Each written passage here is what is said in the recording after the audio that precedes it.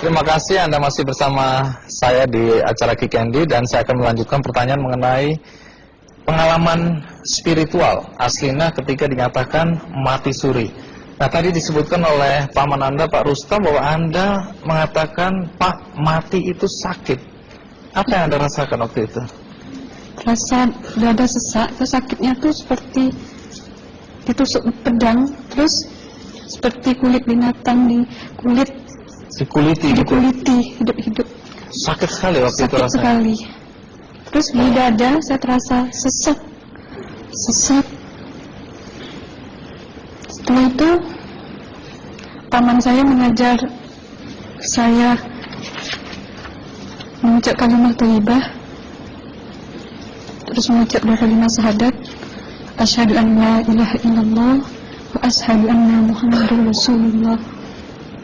Apa betul waktu roh Anda itu dicabut dari kaki gitu, Ya. Anda bisa melihat jasad Anda? Sempat saya melihat jasad saya pada waktu itu, tapi sebentar.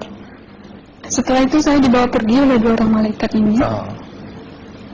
Dan pada waktu itu saya ingin ketemu sama ayah saya.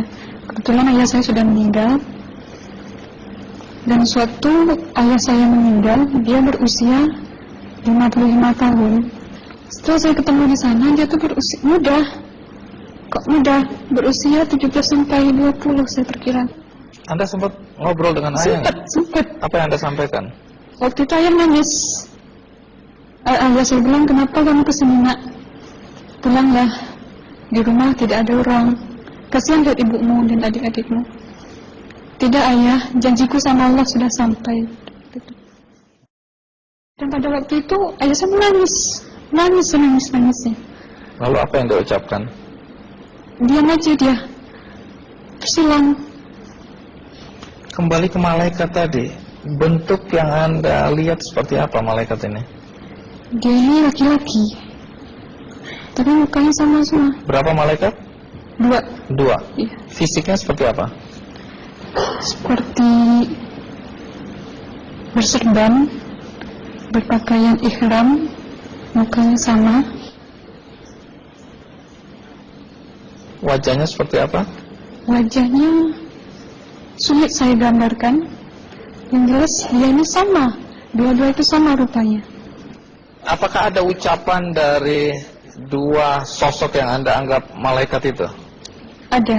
Apa kata mereka? Waktu itu saya mengalami perjalanan spiritual. Saya disoal oleh malaikat itu dengan sebutan ma ayyutuka, siapa Tuhanmu, katanya. Waktu itu ruh saya menjawab, Tuhanku adalah Allah. Siapa pemimpinmu? Pemimpinku adalah Nabi Muhammad sallallahu alaihi wasallam. Mana kiblatmu? Kiblatku adalah Ka'bah. Siapa kedua orang tuamu? Siapa saudara maramu? Terus saya diperjalankan. Setelah itu kedua orang malaikat ini memimpin tangan saya, tangan kiri saya, membawa saya ke satu tempat, menduduki saya di sebuah kursi. Pada waktu itu kursinya tuh empuk, mungkin 8 busanya ya, cantik. Terus di sana saya duduk. Di sebelah kanan saya ada tiba-tiba berwujud seorang perempuan. Dia mengaku amal. Kamu siapa? Kata saya.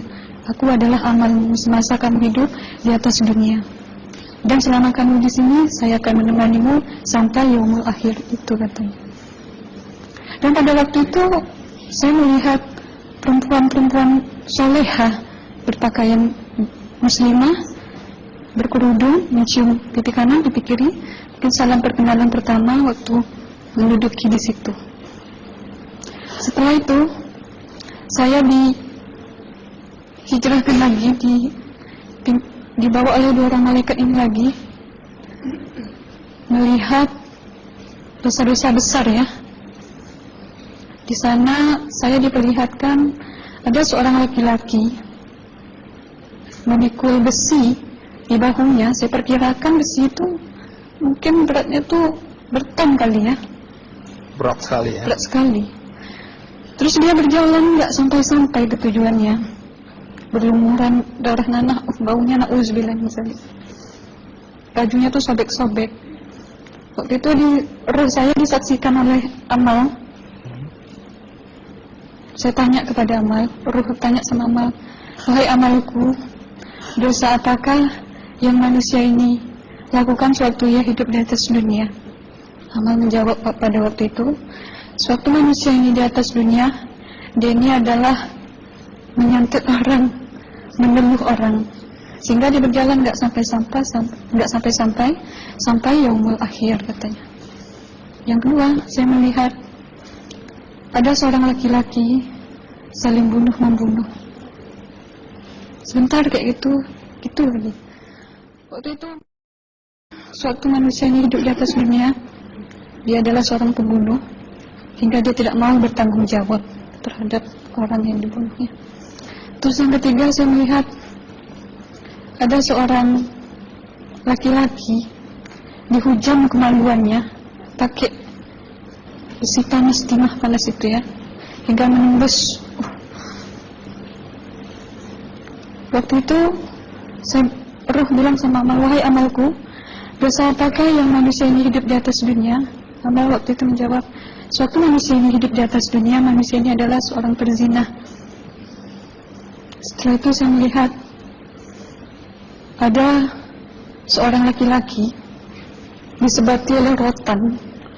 Rotan itu menyebati kulitnya tuh hingga lepas daging sama kulitnya. Itu yang mau menjawab, suatu manusia ini hidup di atas dunia, dia ini tidak pernah sholat Islam. Hingga waktu matinya pun dia tidak mengucap 2 kali syahadat. Dan pada waktu itu roh sama Amal sempat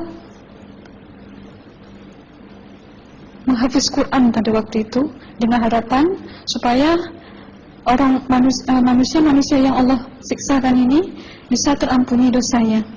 Jadi masih sempat waktu itu ya? Iya, roh sama Amal yang menghafiz Quran, bertahzim, bersalawat, baca ayat 1000 dinar, membaca Yasin. Tapi sayang, bahkan tambah banyak Allah tidak mengampuni dosa-dosa mereka, sayangnya. Setelah itu, akhirnya yang terakhir kali berzikir. Zikir saya pada waktu itu, subhanallah, walhamdulillah, wa la ilaha illallah, wallahu akbar, la haula wa la quwwata illa billahil aliyyil azim. Sekuat-kuatnya nada saya berteriak. Tiba-tiba saya merasakan detik jantung ya. Waktu itu mungkin paman saya yang menyaksikan. Itu saya koma. Disitulah sebenarnya Anda kembali ke jasad ya? Iya, benar. Jadi banyak sekali Anda menyaksikan kejadian-kejadian di alam sana ya.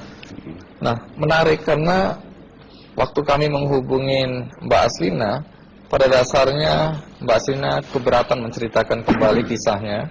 Tapi kalau toh akhirnya Anda mau sampai di sini dan Anda sudah bercerita, apa harapan Anda pada orang-orang yang mendengarkan kisah ini?